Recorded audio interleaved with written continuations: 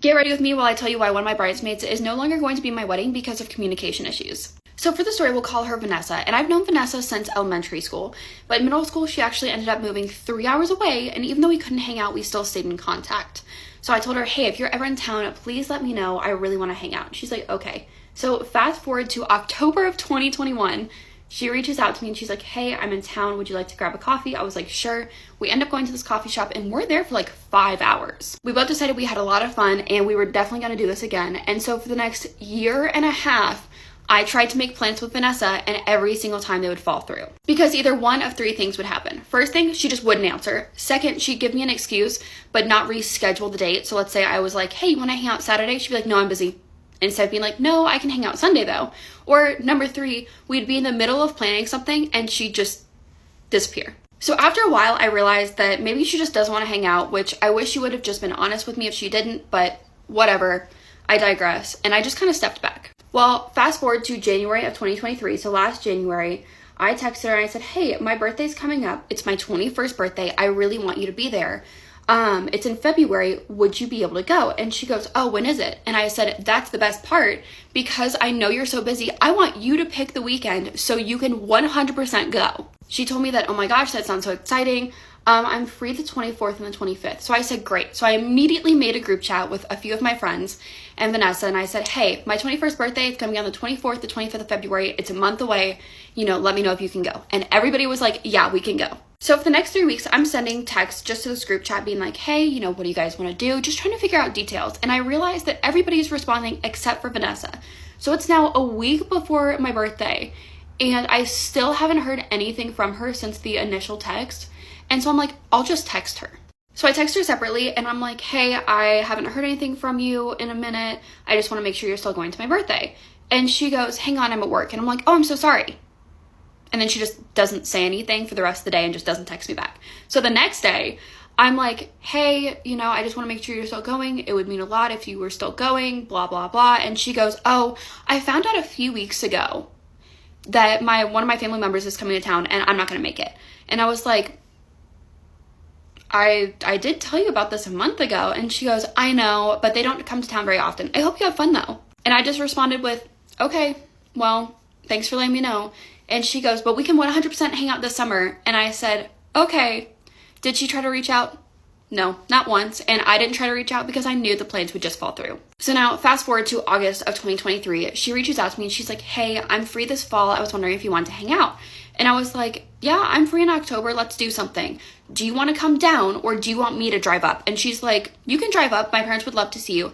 So I drive up 3 hours to go see her. I'm planning to stay there for 2 days and we split the cost of an Airbnb. So I get up there and I'm like, hey, what do you want to do? And she's like, let's go shopping. I was like, great. Do you mind driving? Because I personally don't know the area this well. And she looks at me and she goes, oh, I can't. My car's not working. So she expected me to drive up 3 hours, drive her around for 2 days with no issue, and then drive back home without saying anything about her car. She never even told me about her car.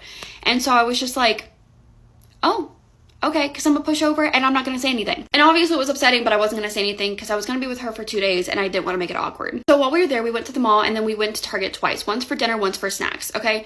And both times we went to Target, she was like, I got it, I'll pay. And I was like, are you sure? And she's like, yeah, of course, I got it. And universally, that means that, hey, I got it, I'm going to pay, I'm not going to ask you to pay me back. And I figured that she was paying because I was driving us around and I was like, well, that's really nice. I told her thank you and she's like, of course. So after the trip had happened, I ended up going home. I texted her when I was home because she asked me to. She's like, hey, I'm so happy you're safe. And then an hour later, she texted me and said, you owe me $55.75 for the trip. So she wanted me to pay her back $55.75 for each half of the Target trips that she insisted on paying for and said, no, I got it. It's fine. And then also this ticket that I told her I'd pay for, which was $15. So she still wanted me to pay her $40.75 besides the ticket for the Target trips that, again, she insisted on paying for. So I didn't want to pay her. So I go ahead and I call my fiance and I'm like, am I being crazy like that I don't want to pay for this? And he's like, I would just pay for it. It doesn't matter. It's not that big of a deal. And I was like, okay. But if we're including the 2 Target trips and the ticket, it was $55.75. So I text her back and I'm like, hey, does that include the gas that I spent money on to drive us around? And she goes, oh, I guess you did drive us around for 2 days. Yeah, you can go ahead and take $20 off of that. I spent $100 on gas. So she still wanted me to pay her $35.75, and I was like, you know what, whatever, I'll just do it. So I went ahead and I sent her the money, and I was like, at least I know for next time that I should pay for my own stuff, even if she insists. So after that, I was just like, I'm just gonna take a step back. But while I was visiting Vanessa, we went to this wedding dress shop. I found this wedding dress that I absolutely fell in love with, okay? And so I decided to make an appointment to go see this with my family and with my potential bridesmaids that I had in my head on December 9th at 11:30 in the morning. So after I'm done making this appointment, I go out to the car with Vanessa and I make a group chat with obviously my fiance's family, my family, and then my potential bridesmaids because I want them all to be there when I try on this beautiful dress. And I want to hear their opinion on it on December 9th at 11:30. Well, I look at Vanessa and I'm like, hey, you're going to be in this group chat because I do want you to be in my wedding. I do want you to be one of my bridesmaids. She's like, oh my gosh, I'm honored. That'd be so great. I was super excited. And it was a really cute moment. So fast forward to November 15th. It's now a month later. And I end up going to this bridal shop. I find a dress that I like so much better than the one I found with Vanessa. And so I text this group chat, the wedding group chat that I had made while sitting in the car with Vanessa. And I say, hey, guys, change of plans. We're actually going to be at this bridal shop the same day, December 9th, just at 3 p.m. So the people who are coming in from out of town, which would have been Vanessa and then my childhood best friend, can make it in time. Everybody responds and is like, absolutely fine. I love that you kept the same day. Great. Even though this is still a month away, I wanted everybody to know as soon as possible. Well, I kind of thought about it and I'm like, okay, I know it's an inconvenience now that I changed the location. And so now 2 people are going to have to drive in from out of town.